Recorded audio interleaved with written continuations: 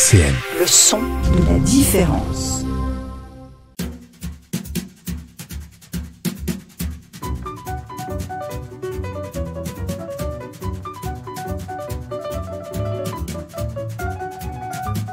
Les masques tombent sur RCN, Clarisse Chéry.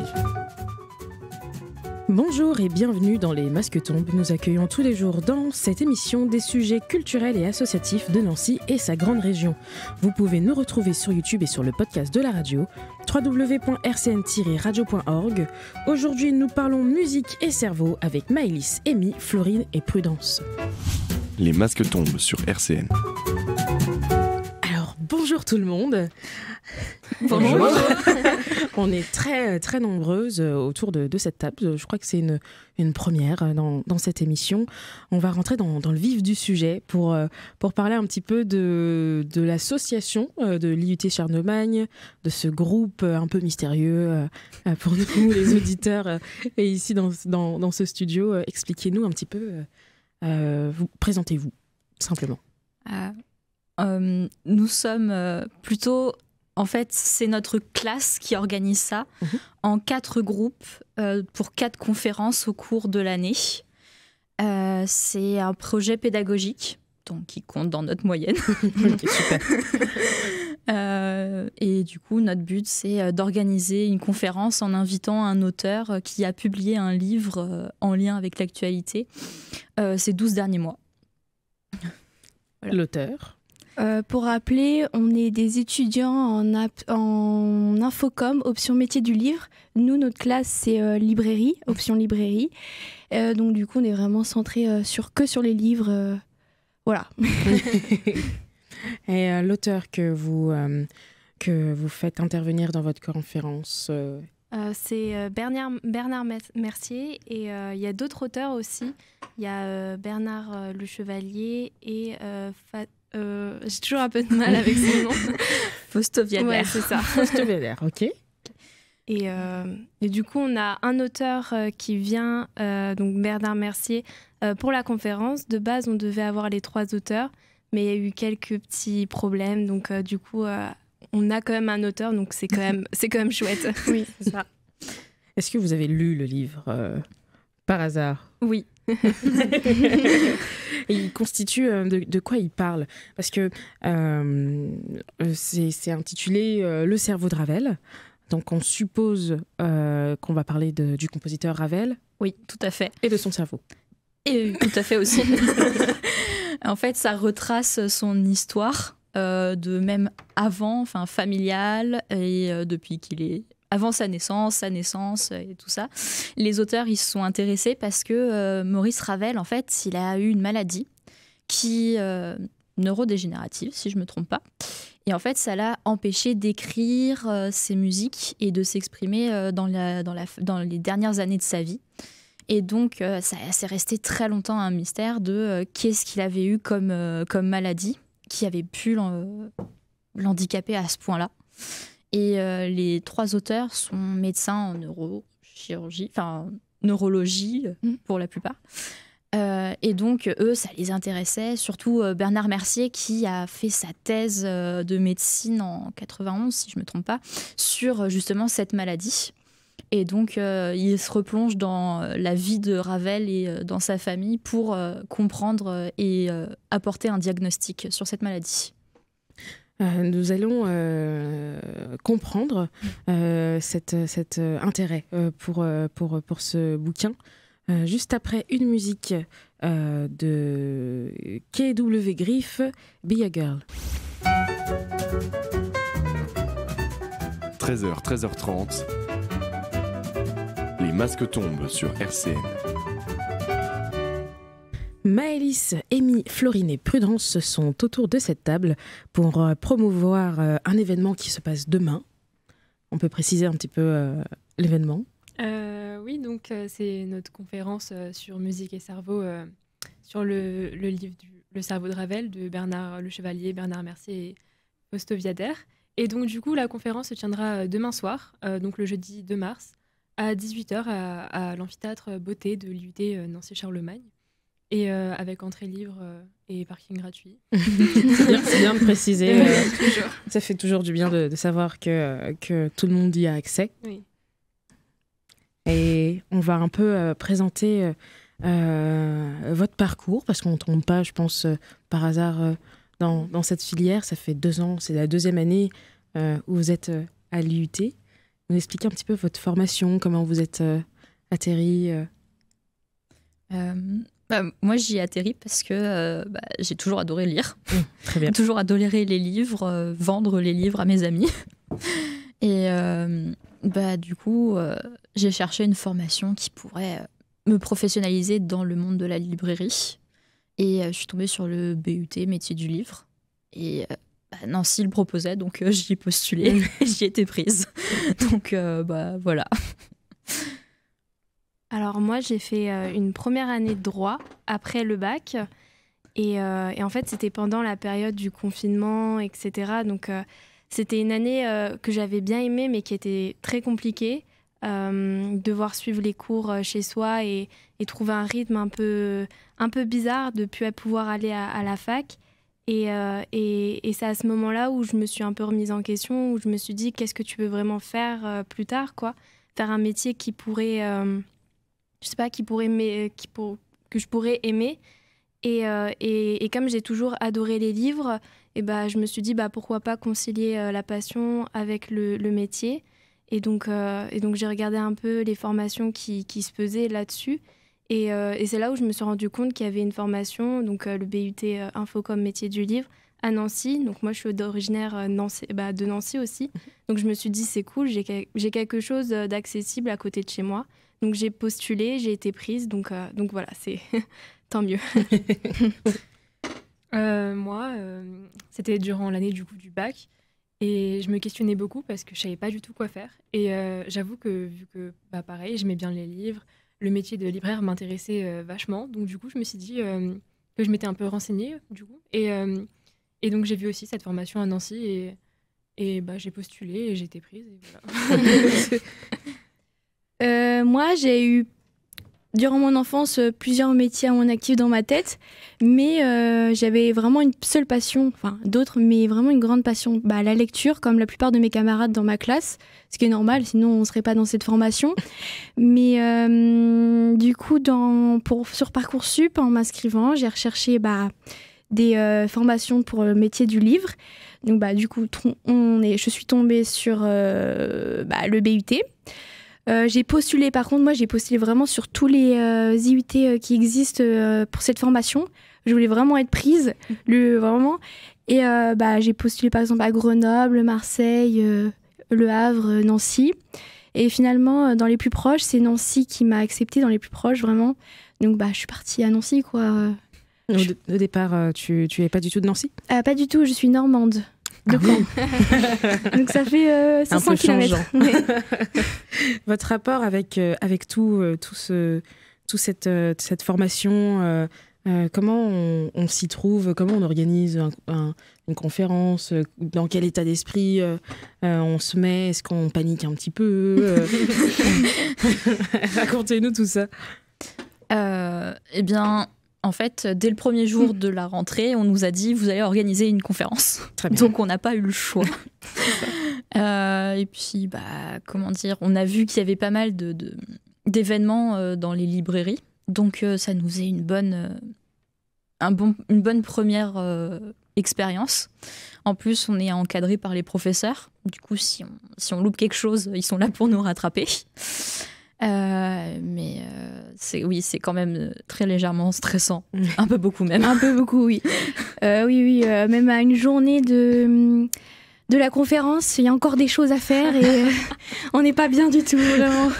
C'est très, très stressant, même malgré qu'on ait eu un formulaire avec toutes les missions à faire dans les temps, avec tout ça.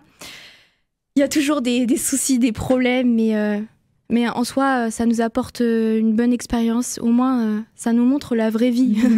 Voilà, c'est pas que les devoirs, c'est extérieur, ça nous montre qu'il y a toujours des soucis. Mais on s'en sort, hein, vraiment, on y est et on va s'en sortir, vraiment. On rappelle que la conférence se passe demain soir à 18h à l'amphithéâtre Beauté de l'IUT. Oui. L'adresse, vous avez l'adresse de l'IUT. C'est 3 boulevards, non 3 boulevards de... Je sais pas quoi. Boulevard Charlemagne. Boulevard Charlemagne, je suis sûre. On va essayer de retrouver l'adresse parce que la conférence se passe quelque part. Il faut y être et sans adresse, ça va être un peu compliqué. C'est du coup au 2 Boulevard Charlemagne. Très bien, Boulevard Charlemagne. Est-ce que le sujet, les livres, les auteurs ont été imposés ou vous avez eu l'idée de prendre cet auteur, par exemple, pour Musique et cerveau, l'énigme de Ravel? Alors, tu veux parler? Pas du tout, ça n'a pas été imposé. Mais par contre, fallait choisir un thème assez rapidement parce que sinon les autres groupes pouvaient choisir le même. Et si on a les deux mêmes, c'est pas du tout possible. Et, les professeurs n'acceptent pas, ce qui est tout à fait normal, hein, parce que ça fait de la concurrence. Et donc du coup, après je vais laisser Amy dire la suite. Je vois qu'elle a envie de parler. En fait, au début, on s'était penché sur tout ce qui est féminisme, etc. Donc on avait regardé quelques livres qui pouvaient nous plaire, sur des thèmes qui pouvaient nous plaire. Pareil pour des auteurs. Je crois on était allé vers l'autrice Mona Chollet. Ouais, c'était ça. Et voilà, donc on a essayé de tenter quelques petites pistes. Des fois, on avait des refus d'éditeurs ou d'auteurs. Parce que, par exemple, pour Mona Chollet, c'est parce que elle n'aime pas trop parler comme ça pendant des conférences devant le public. Donc ça, on comprend complètement. Donc du coup, on a redirigé un peu nos pistes. Surtout qu'il y a une autre conférence sur le féminisme, oui, c'est le ça. féminisme et la bière. Donc en fait, ils ont reçu l'accord avant nous. Donc du coup, on s'est dit, c'est pas grave, on va voir autre chose. Et de fil en aiguille, on s'est dit, ça pourrait être sympa de faire une conférence qui allie en même temps la musique et le cerveau. Et en regardant quelques titres, on est tombé là-dessus. Et puis notre professeur avait aussi des contacts avec l'éditeur. Donc c'était un point en plus pour nous pour essayer de contacter les auteurs. Très bien. On continue juste après une musique de Clara Luciani, Cœur. Les masques tombent sur RCN. Prudence, Florine, Amy, Maëlys, on parlait de votre conférence qui se passe demain à 18h à l'amphithéâtre Beauté. Exact, Beauté, et l'adresse est de boulevard. Génial. La conférence a pour thématique Musique et cerveau, l'énigme de Ravel. Oui, tout à fait. La question est, chacune à votre tour, pourquoi il est nécessaire de comprendre la musique? Est-ce qu'il est nécessaire de comprendre la musique? Je vais commencer. Et puis, je trouve que comprendre la musique, ça peut être très intéressant. J'ai découvert pas mal de choses en lisant ce livre, où on retrouve pas mal la vie de l'auteur dans ses musiques. Donc c'est très intéressant de comprendre pourquoi par exemple son boléro, la plus connue, est comme ça, parce qu'il avait un amour pour les machines et les industries. Donc c'est très intéressant. Et après, je pense qu'il n'y a pas besoin de comprendre toutes les musiques ou de se torturer le cerveau. Quand on aime la musique, on l'écoute et puis on passe un bon moment avec. Pour moi, la musique, en soi, oui, on peut la comprendre. Des fois, on peut pas la comprendre. L'important, c'est de l'apprendre telle qu'elle est et de ressentir le message qu'elle veut nous faire passer. On a pu voir dans le livre, on a pu voir que les périodes où Ravel était très mal ou n'allait vraiment pas bien, et ça se ressentait déjà sur sa productivité, sur la manière dont il écrivait ses musiques, et aussi dans son interprétation qui était assez impactée, surtout au niveau de sa santé. Ça avait vraiment un impact là-dessus. Et des fois, voilà, à travers une musique, on peut imaginer comment l'auteur derrière se sent, le message actuel qu'il veut faire passer, peut-être parce que dans sa vie, il y a quelque chose qu'il veut faire passer comme message et pourquoi pas dans une musique trouver un moment où passer un message. Je sais pas si c'est très clair. Non, mais... c'est très clair. Moi, du coup, je suis d'accord avec ce qui a été dit par Maëlys et Amy. Et je trouve que c'est vrai, ça se ressent pas mal dans les musiques, du coup, la personnalité de l'artiste. Et donc, je pense que c'est assez intéressant, du coup, d'essayer de comprendre les musiques. Et du coup, on peut en apprendre en même temps plus sur l'artiste, même si, oui, du coup, je suis d'accord.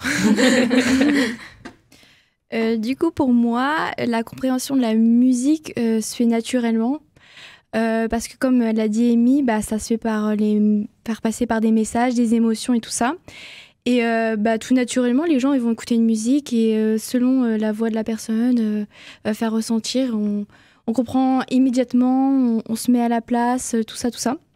Donc oui, et en plus, pour moi, c'est nécessaire parce que c'est la culture, déjà. Et c'est un divertissement aussi. Donc on a besoin de ça dans la vie, de ça dans la vie. Vraiment, on a besoin de passer à autre chose, d'écouter de la musique, de comprendre la musique, d'écrire de la musique aussi, de composer, tout ça. Est-ce qu'il y a une personne qui écrit de la musique ou qui écrit tout simplement des paroles ou qui fait de la musique ici ? Alors quand j'étais petite, étant fan par exemple des séries Violetta et tout ça, je voulais me mettre à leur place, mais plus maintenant parce que non.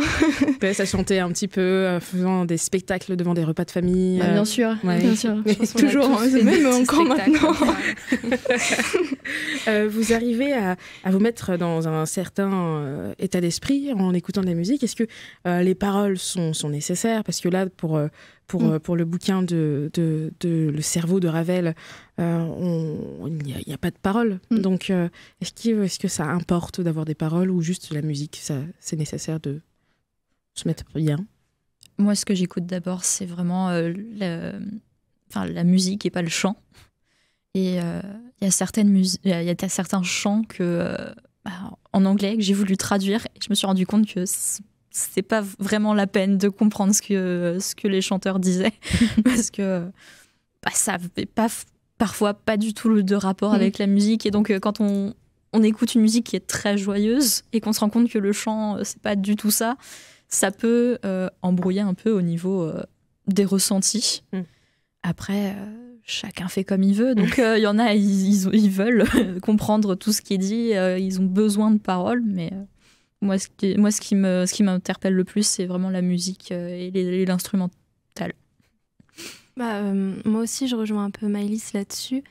Parfois, dans les variations dans une musique, c'est assez interpellant.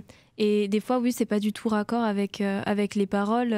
C'est comme elle disait, des fois, quand on traduit, on se dit « Ah oui, d'accord, effectivement, c'est pas du tout avec le thème, le ton de la musique. » Et des fois, vaut mieux rester en retrait là-dessus et faire comme si on n'avait pas traduit et apprécier la musique telle qu'on l'a écoutée la première fois. Du coup, moi, je trouve qu'il n'y a pas forcément tout le temps besoin de paroles parce que j'ai déjà écouté des musiques qui m'ont vraiment transportée. Il n'y avait pas de paroles, donc je sais pas, ça m'a vraiment fait ressentir des belles choses, mais également du coup avec des paroles aussi, ça me fait les mêmes émotions, donc je pense qu'on peut apprécier les deux à leur juste valeur. Du coup, personnellement, moi aussi, pas besoin de paroles. Par exemple, ça m'arrive des fois d'écouter des vidéos où il y a des orchestres qui jouent et je ressens les mêmes émotions que, par exemple, une musique d'Adèle. Je vais avoir des frissons de la même manière. Alors pourtant, il n'y a pas de paroles. C'est vraiment... des fois aussi, en regardant les vidéos, quand tu les vois, les expressions des visages, tu ressens aussi la musique de cette manière-là. Donc non, pas besoin aussi. Tout le monde est assez d'accord. Oui. Est-ce que pour donner envie aux auditeurs de venir à cette conférence autour de ce livre, Le cerveau de Ravel, un petit mot pour donner envie? Si vous êtes mélomane, si vous aimez la musique, si vous aimez Ravel, ou si vous êtes juste curieux, pourquoi pas venir nous écouter, soit en direct ou en live, normalement. Oui. On vous attend. Si vous n'avez rien prévu, jeudi soir, si vous n'avez pas de vie, voilà, pas de vie sociale, vous pouvez nous rejoindre. Ou sinon, emmenez vos amis. Complètement, amenez tout le monde et puis et passer un bon moment avec nous à cette conférence. Vous allez apprendre plein de choses avec un auteur qui est passionné et ça se ressent dans le livre. Et donc et avec des élèves et tout l'IUT Charlemagne qui vous accueille. Donc voilà, toujours, ça fait toujours plaisir. Oui, donc si le sujet vous intéresse, venez. Oui, vraiment, vous avez vraiment rien à perdre, vous avez vraiment tout à gagner en soi. On est là pour découvrir des choses, même si vous connaissez rien de la musique ou de Ravel, vous pouvez vous cultiver justement, il n'y a pas de souci. Puis voilà, c'est quoi, 1 heure de conférence? 1 heure et demie. Voilà, à peu près. Puis à la fin, il y a aussi Marc Didier de la librairie Didier qui vient avec des livres. Donc vous pouvez en acheter un et vous le faire dédicacer par l'auteur. Et donc pouvoir aussi poser des questions après la conférence. Directement à l'auteur. C'est ça, directement à l'auteur. Donc ça peut être vraiment intéressant d'avoir un contact. On pourra plus avoir de secrets autour du cerveau de Ravel. Tout à fait. C'était un plaisir de vous recevoir. J'espère que vous avez passé un beau moment. Un très bon moment. On rappelle le lieu de la conférence demain à 18h. C'est l'amphithéâtre beauté de l'IUT Nancy-Charlemagne. De Nancy-Charlemagne. C'était un plaisir à vous, Maëlys, Amy, Florine et Prudence. Merci aux auditeurs qui nous écoutent tous les jours de 13h à 13h30. C'était un plaisir. Au revoir. Merci. Au revoir. Merci.